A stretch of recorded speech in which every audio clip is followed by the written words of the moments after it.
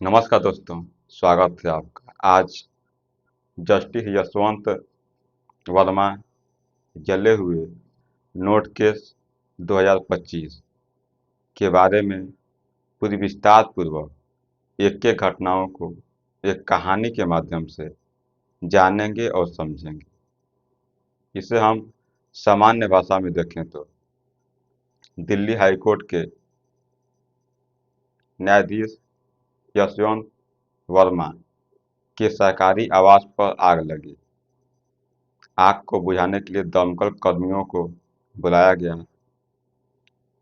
जब दमकल कर्मी आवास के अंदर गए, मतलब सरकारी आवास के अंदर गए, तो देखा उन्होंने कि नकदी नोट काफी अधिक संख्या में जले हुए पाए गए। कुछ जले थे, कुछ नहीं जले थे। जब उन्होंने देखा तो जानकारी बाहर आने लगी। जब जानकारी बाहर आने लगी तो उसका सीसीटीवी फुटेज भी वीडियो के रूप में सामने आने लगा। तो इस पूरी घटनाओं को एक एक कर कर पूरी विस्तार पूर्वक देखते हैं और समझते हैं कि आखिर में यह है क्या। तो चलिए देखते हैं। घटना का परिचय देख लेते हैं। तारीख 14 मार्च 2025, जिस दिन आग लगी थी उस दिन तारीख 14 मार्च 2025 था उस दिन। ठीक है। जगह दिल्ली न्यायाधीश यशवंत वर्मा का सरकारी आवास, नई दिल्ली। मतलब कि जो यशवंत वर्मा हैं उनका सरकारी आवास जो दिल्ली में है, वहां पर आग लगी। घटना देखते हैं। घर में आग लगने की सूचना मिली।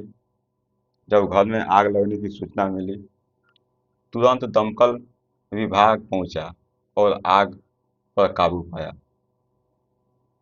जब यशवंत वर्मा के आवास पर आग लगी तो तुरंत दमकल कर्मियों को बुलाया गया।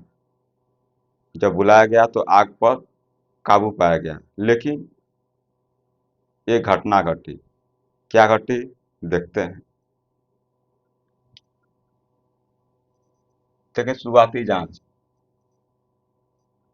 जब दमकल कर्मी अंदर गए तो उन्हें नकदी के जले हुए अवशेष मिले। जब दमकल कर्मी अंदर गए तो उन्होंने देखा कि नकदी जले हुए नोट दिखाई दिए। बहुत अधिक संख्या में नोट जल गए थे। बहुत अधिक संख्या में अभी नोट बाकी थे, मतलब कुछ जला था और कुछ नहीं जला था। तो जो आग बुझा रहे थे उन्होंने देखा इस घटना को। फिर क्या हुआ, देखते हैं।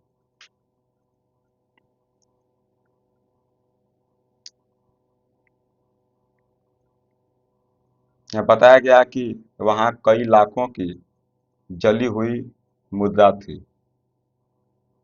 दमकल जो विभाग है उसके कर्मी ने बताया कि वहाँ पर कई लाखों की संख्या में नोट जले हुए पाए गए।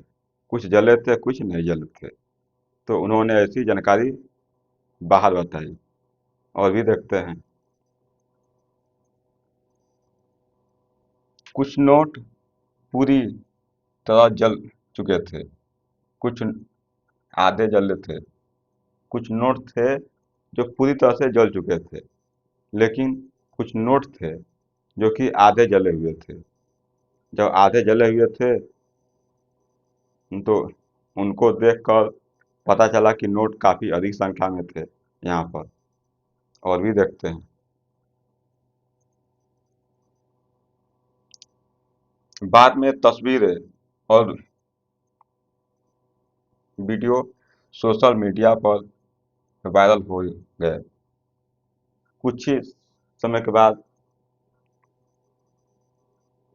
जले हुए नोट के फोटो, वीडियो काफी संख्या में वायरल होने लगे। जब लोगों ने वीडियो देखा, फोटो देखा, तो उनकी क्या प्रतिक्रिया रही, देखते हैं।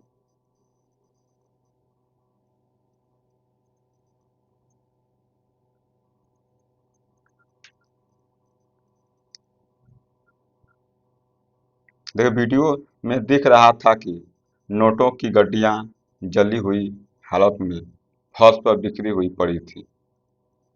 वीडियो में साफ दिखाई दे रहा था कि जले हुए नोट की गड्डियां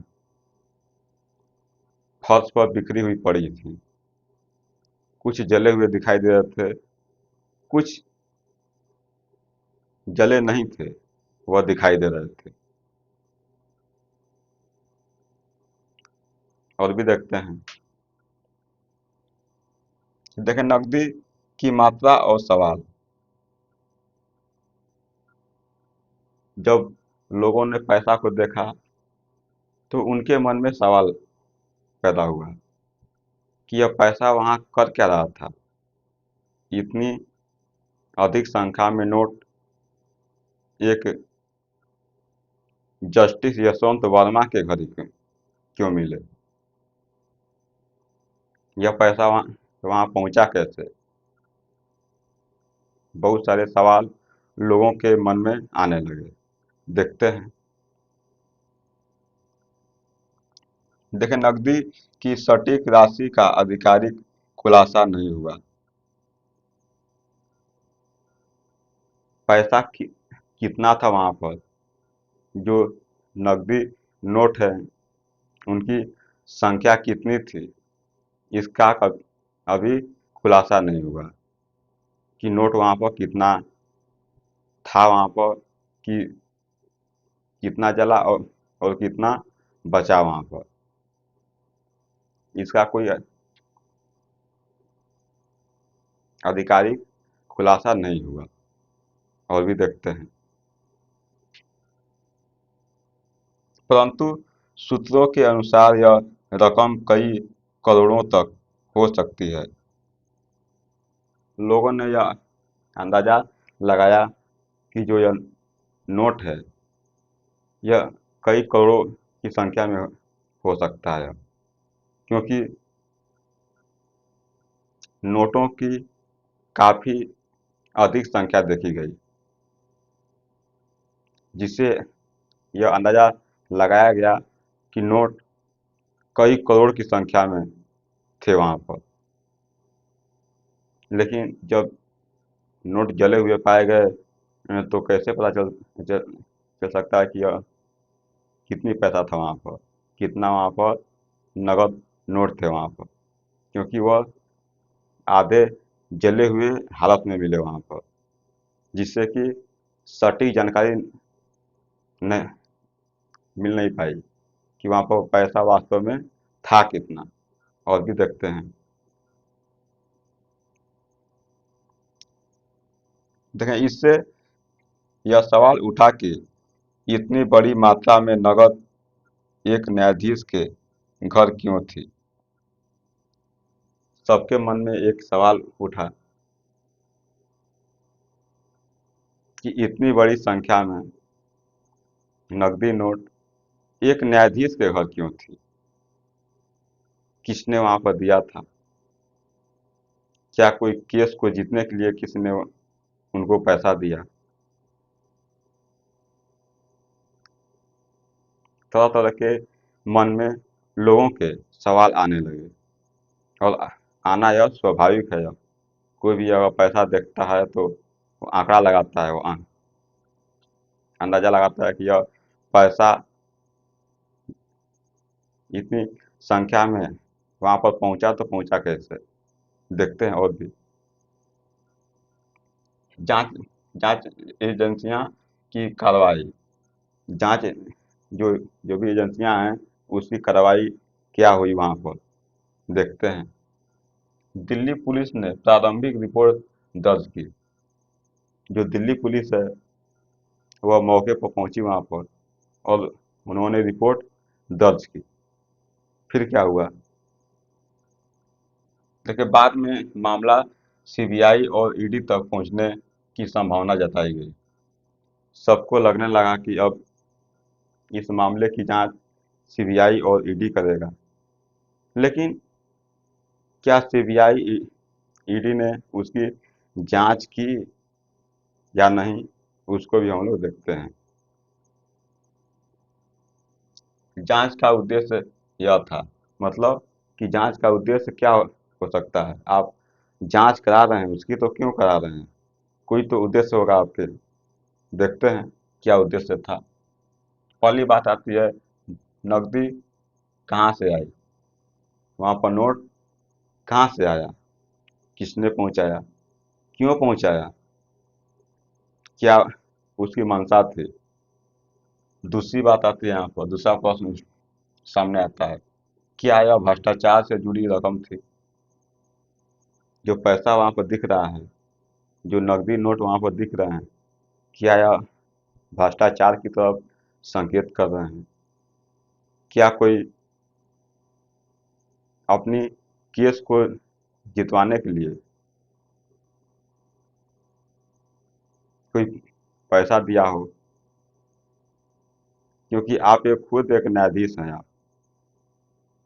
जब आपके घर काफ़ी अधिक संख्या में पैसा पाया जाता है तो लोगों के मन में सवाल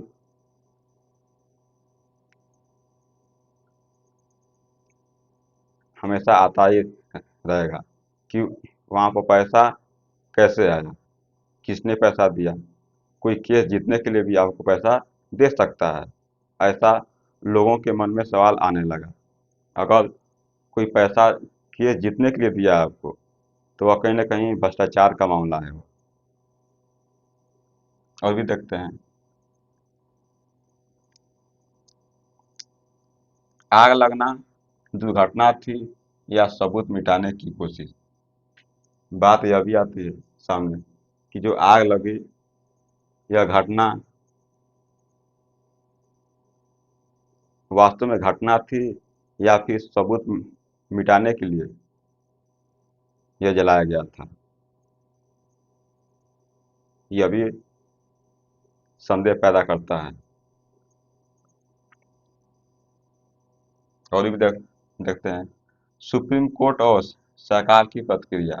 इस पर सुप्रीम कोर्ट और सरकार की प्रतिक्रिया क्या रही, उसको भी हम लोग देख लेते हैं।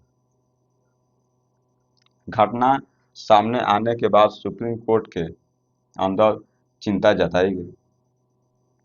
जब ऐसी घटना सामने आई तो सुप्रीम कोर्ट के अंदर जो भी न्यायाधीश थे, उन लोगों ने कितना चिंता व्यक्त की कि एक न्यायाधीश के घर अगर इतनी संख्या में नकदी नोट बरामद होते हैं, दिखाई देते हैं, तो क्या यह न्याय व्यवस्था के लिए सही है या नहीं है? क्योंकि जो नकदी नोट दिख रहे हैं वह काफ़ी सवाल पैदा करते हैं। कहीं किसी ने न्याय को खरीदने की कोशिश तो नहीं की? तो ये सब सबके मन में सवाल ऐसा आने लगा उस समय। तो सुप्रीम कोर्ट के जजों के भी मन में यह सवाल आया। और भी देखते हैं, कुछ जजों ने कहा कि यह न्यायपालिका की साख पर गंभीर प्रश्न है। कुछ जज थे वहाँ पर, यह बोले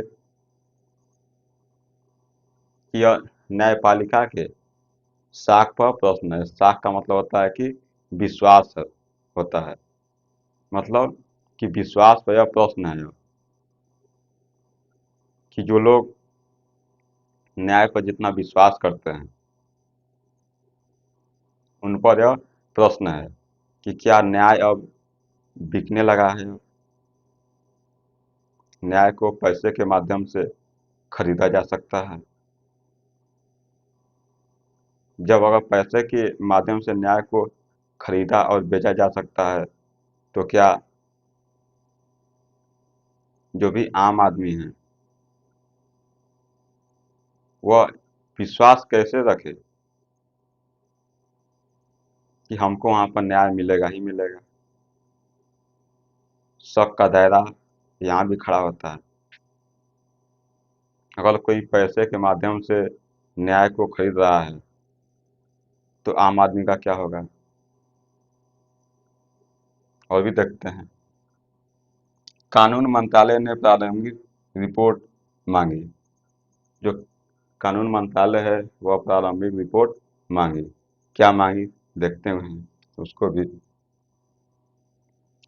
सरकार ने कहा कि अगर तथ्य पुख्ता है तो जांच एजेंसी स्वतंत्र जांच करेगी।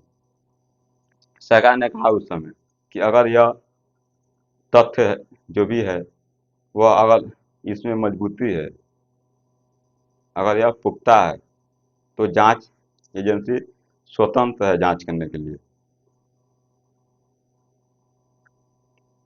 और भी देखते हैं, स्वतंत्र है तो क्या जांच की या नहीं की देखते हैं। मीडिया कवरेज, मीडिया कवरेज को भी देख लेते हैं कि मीडिया ने क्या किया उस समय।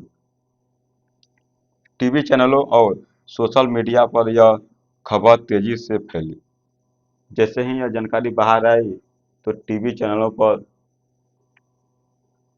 यह खबर तेजी से फैली। देखते हैं क्या फैली। जले नोटों वाला न्यायाधीश जैसे शीर्षक चलने लगे। जले नोटों वाला न्यायाधीश मतलब कि जिसके घर जले हुए नोट पाए गए उसकी बात की जा रही है कि जले नोटों वाला न्यायाधीश। यह शीर्षक बना, मतलब हेडलाइन बना न्यूज का और चलने लगा वो उस समय। और भी देखते हैं, कई चैनलों ने सीसीटीवी फोटो और वीडियो दिखाए। बहुत सारे चैनलों पर सीसीटीवी फोटो और वीडियो को दिखाया गया वहाँ पर। और भी देखते हैं, जनता में दो तरह की राय बनी। जब जनता ने यह देखी तो जनता के मन में दो तरह की राय बनी। कैसी राय बनी देखते हैं। कुछ लोगों ने कहा कि यह भ्रष्टाचार का मामला है। जो लोग देखे उसको तो बोले कि यह भ्रष्टाचार का मामला है, मतलब कि कोई व्यक्ति ने पैसा देकर न्याय को खरीदने की कोशिश की है अपने केस को जिताने के लिए। जस्टिस यशवंत वर्मा को पैसा दिया है, घूस दिया है। लेकिन दूसरा पक्ष क्या कहा, कुछ लोगों ने कहा कि पहले जांच हो फिर निष्कर्ष निकाला जाएगा। दूसरा पक्ष कह रहा है कि पहले इसकी जांच हो फिर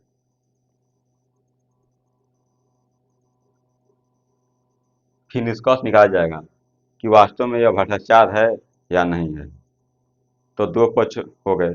एक पहले ही मान रहा है कि यह भ्रष्टाचार का मामला है, एक बोल रहा है कि नहीं, इसकी पहले जांच होनी चाहिए कि वास्तव में यह भ्रष्टाचार है भी या नहीं। तो दो गुटों में लोग बंटे हुए दिखाई दिए। और भी देखते हैं, देखें न्यायपालिका की छवि पर असर। जो न्यायपालिका की छवि है उस पर भी असर पड़ा। लोगों का विश्वास डगमगाने लगा कि जब अगर हमारी न्याय व्यवस्था ही ऐसी रहेगी तो जो भी आम आदमी है उनका क्या होगा, न्याय कैसे मिलेगा। अगर न्याय पर से किसी का भरोसा उठ जाए तो क्या होगा देश का देखते हैं। देखें यह घटना न्यायपालिका की विश्वसनीयता के लिए बड़ा झटका मानी गई। जो न्यायपालिका है उसकी जो विश्वसनीयता बनी हुई है, मतलब कि एक प्रतिष्ठा है उसका, एक उसका सबके दिलो दिमाग में एक छवि बनी हुई है कि न्यायपालिका सबसे स्वतंत्र है। न्यायपालिका किसी के अधीन कार्य नहीं करती है, वहाँ पर न्याय मिलता है। लेकिन जब वही किसी जस्टिस के घर पैसे मिले तो यह मामला और भी गंभीर बन गया, क्योंकि यहाँ पर अब जो न्याय मिल रहा था वह कहीं ना कहीं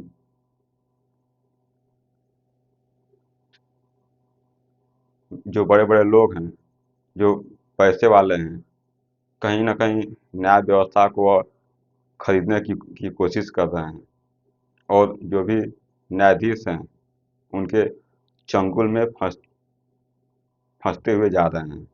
मतलब कि एक खरीदने वाला है और एक दूसरा बिकने वाला है, ऐसा दिखाई दिया उस समय। और भी देखते हैं, सवाल उठे कि क्या सवाल उठा उस समय, जब न्याय देने वाले ही सवालों के घेरे में हों तो जनता का भरोसा कैसे बना रहेगा। बात सही है, जो न्याय देने वाला है वही सवाल के घेरे में फंसा हुआ है, तो उससे आप न्याय की उम्मीद कैसे कर सकते हैं आप। बात तो सही है कि अगर आप न्याय के घेरे में फंसे हैं तो किसी दूसरों को न्याय के घेरे से आप कैसे निकाल सकते हैं। ऐसा सवाल सामने दिखाई दिया। और भी देखते हैं, देखें यहाँ पर इसलिए सुप्रीम कोर्ट के वरिष्ठ जजों ने इस मामले को संवेदनशील माना। जो सुप्रीम कोर्ट के जज हैं वह इस मामले को संवेदनशील माना, मतलब कि उन्होंने इसे काफ़ी गहराई से लिया कि यह जो मामला है यह काफ़ी संवेदनशील है, इस पर विचार करना चाहिए कि जो घटनाएं हो रही हैं वास्तव में यह क्यों हो रही हैं, इसकी पीछे क्या वजह है। देखते हैं और भी कई पूर्व न्यायाधीशों ने कहा कि यह मामला आंतरिक जांच से भी निपटाया जाना चाहिए। जो यह मामला है आंतरिक जांच से भी निपटाया जाना चाहिए, मतलब कि इस जांच को सार्वजनिक करना उचित नहीं है। मतलब कि जांच छोटे स्तर पर हो जिससे कि इसकी जानकारी सबके सामने ना आए, लेकिन इसकी जांच हो, मतलब कि आंतरिक जांच हो। कुछ न्यायाधीश ऐसा कहे, मतलब कि अपना राय दिए वो। और भी देखते हैं, समाज पर प्रभाव देख लेते हैं कि इसका समाज पर क्या प्रभाव पड़ा, इस पर भी हम लोग बात कर लेते हैं। देखते हैं, जनता का विश्वास डगमगाया। पहली बात आती है कि जनता का जो विश्वास है न्यायपालिका से उसका डगमगाया। पहले जितना विश्वास था लेकिन अब शक का दायरा बढ़ने लगा कि हम जिस न्याय की उम्मीद कर रहे थे कि हमारा अगर कोई कोई हमारे पर अत्याचार करता है तो हम जाकर न्यायालय में न्याय मांग सकते हैं, लेकिन जब वही जो न्याय देने वाला है उसके घर अगर काफ़ी अधिक संख्या में नोट दिखाई दिए तो यह शक स्वाभाविक है कि उनके मन में आया कि कोई तो है कि न्याय व्यवस्था को खरीद रहा है। तो लोगों का मन उससे डगमगाया, लोगों का विश्वास वहाँ पर कमजोर होता हुआ दिखाई दिया। और भी देखते हैं, लोगों ने कहना शुरू किया कि अगर जजों के घरों में भी इतना पैसा मिले तो सिस्टम में ईमानदारी कहाँ है। लोगों ने कहना शुरू किया कि जब जजों के घरों में इतने पैसे मिले तो जो सिस्टम है उसमें न्याय की कमी दिखाई दे रही है। यहाँ पर देख सकते हैं, इतना पैसे मिले तो सिस्टम में ईमानदारी नहीं है। मतलब जो ईमानदारी होती है कि जो न्याय व्यवस्था है वह सबसे अलग है। वो कोई वहाँ पर किसी के अंदर में न्यायपालिका कार्य नहीं करती है। लेकिन जब इतने नोट मिले तो वहाँ पर शक का दायरा बढ़ा कि न्याय व्यवस्था भी ईमानदार नहीं है। अब वह भी बेची और खरीदी जा सकती है। देखते हैं और भी। दूसरी बात सामने है कि मीडिया की भूमिका क्या रही उस समय। मीडिया की भूमिका भी हम लोग देख सकते हैं। मीडिया ने भ्रष्टाचार पर खुली चर्चा शुरू की। जो मीडिया है और भ्रष्टाचार पर खुली चर्चा शुरू की। जैसे कि देखे होंगे आप कि रोजा लोगों को लोग बुला लेते हैं और उनसे लोग बात करते हैं, चर्चा करते हैं। तो वहाँ पर चर्चा शुरू हुई। पर कुछ जगहों पर मीडिया ट्रायल से न्यायाधीश की छवि भी खराब हुई। बात बिल्कुल सही है कि जो न्यायाधीश हैं उनकी छवि है वो खराब होगी होगी। क्योंकि आप पर जो न्याय का विश्वास करते हैं कि आप न्यायाधीश हैं, आप लोगों के साथ न्याय करेंगे। लेकिन आपके ही घर अगर पैसे मिले तो लोगों का संदेश बढ़ा कि जो जो न्यायाधीश हैं वो अभी बेचे और खरीदे जा रहे हैं। तो न्याय की उम्मीद क्या होने लगी, धीरे धीरे कमजोर होने लगी। यहाँ पर विश्वास है वह डगमगाने लगा। देखते हैं और भी। देखें समझ यहाँ पर युवाओं पर असर, जो युवा हैं उन पर क्या असर पड़ा उसको भी हम लोग देख लेते हैं। इस घटना ने, जो भी यह घटना घटी है, इस घटना ने युवाओं के मन में न्याय व्यवस्था को लेकर संदेह पैदा किया। जो युवा हैं उनके मन में संदेह पैदा हुआ इस घटना को लेकर। क्या पैदा हुआ देखते हैं। लेकिन कुछ ने इसे सिस्टम के भीतर जवाबदेही का संकेत माना। लोगों ने कहा कि जो भी घटना घटी है इसकी जवाबदेही होनी चाहिए। जिनके घर पैसा पकड़ा गया है उनसे सवाल जवाब करना चाहिए कि वास्तव में यह पैसा कहाँ से आया। क्योंकि जो भी युवा हैं उनका यह जिज्ञासा होता है कि जो मामला है उसके तह तक पहुँचा जाए कि ऐसा कौन व्यक्ति है जो इतनी बड़ी संख्या में नकदी नोट दिए उनको, क्यों दिए। मतलब ऐसी जानकारी युवा के मन में आने लगी। वह मामले की जांच करने के लिए उनका जो पक्ष है वह सामने है। देखते हैं। मतलब कि यहाँ पर जवाबदेही का संकेत माना कि जवाबदेही होनी चाहिए, उनसे सवाल जवाब करना चाहिए। सत्य है क्या उनसे जानने की कोशिश करनी चाहिए। और भी देखते हैं। देखें और अगला तो लोकतांत्रिक प्रभाव। लोकतंत्र में पर इसका क्या प्रभाव पड़ेगा देखते हैं इसको भी। लोकतंत्र का आधार विश्वास है। बिल्कुल बात सही है कि जो लोकतंत्र का आधार है वह विश्वास है। लोग लोकतंत्र पर विश्वास करते हैं कि जो हमारा सिस्टम चल रहा है वह लोकतांत्रिक है। यहाँ पर सबको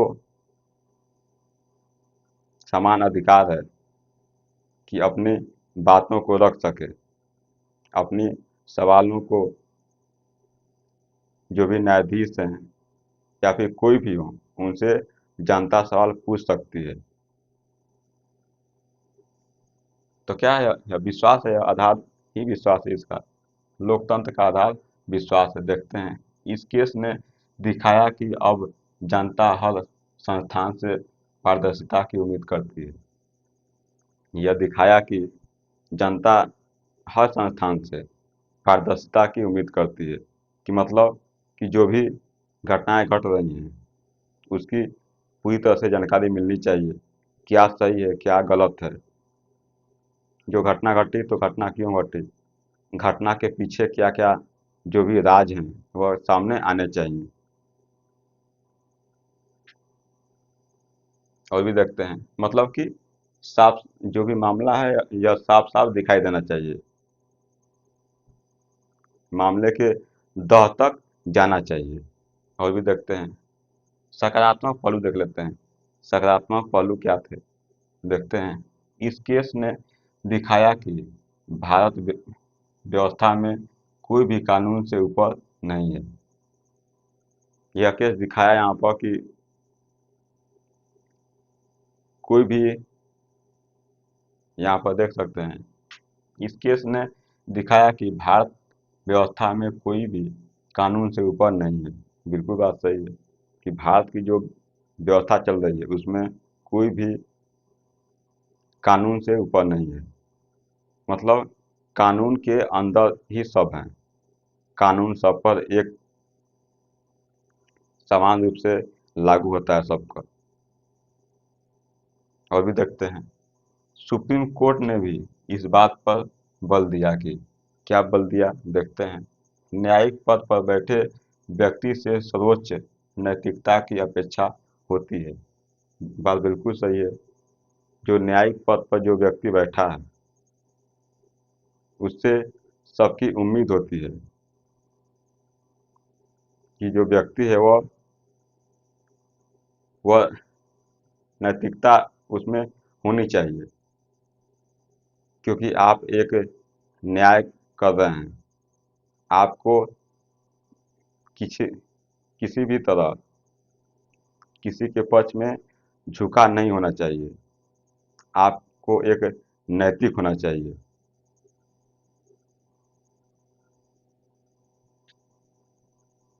मतलब कि आपको किसी भी बंधन से परे होना चाहिए।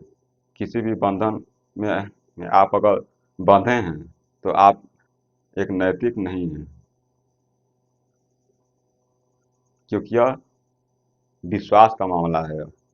न्याय की कुर्सी पर आप बैठे हैं तो सब लोग आपसे यही उम्मीद करते हैं कि आप किसी पर पक्षपात ना करें। सबको जो भी न्याय मिलना है वह सही व्यक्ति को न्याय मिलना चाहिए। ऐसा ना हो कि पैसे की लालच में आकर आप किसी को न्याय से वंचित कर दें। और भी देखते हैं, भविष्य में ऐसे मामले से पारदर्शिता और जवाबदेही और मजबूत होगी। भविष्य में ऐसी पारदर्शिता मतलब कि जो भी घटना घटेगी उसको पूरी तरह से सामने दिखाई दे, वो उस पर जवाबदेही हो। मतलब कि घटना क्यों घटी, इसके पीछे क्या राज हैं, ये सब जवाबदेही होनी चाहिए। पूछताछ होना चाहिए कि वास्तव में सत्य क्या है। मतलब कि जो घटना है वह घटना के तह तक जाना चाहिए, कि जानकारी सबके सामने आए, सब लोग इसे जानें, ताकि लोगों का विश्वास बना रहे। तो आशा करते हैं कि आप यशवंत वर्मा के केस को समझे होंगे। मिलेंगे अगले लेक्चर में, तब तक के लिए आपका बहुत बहुत धन्यवाद।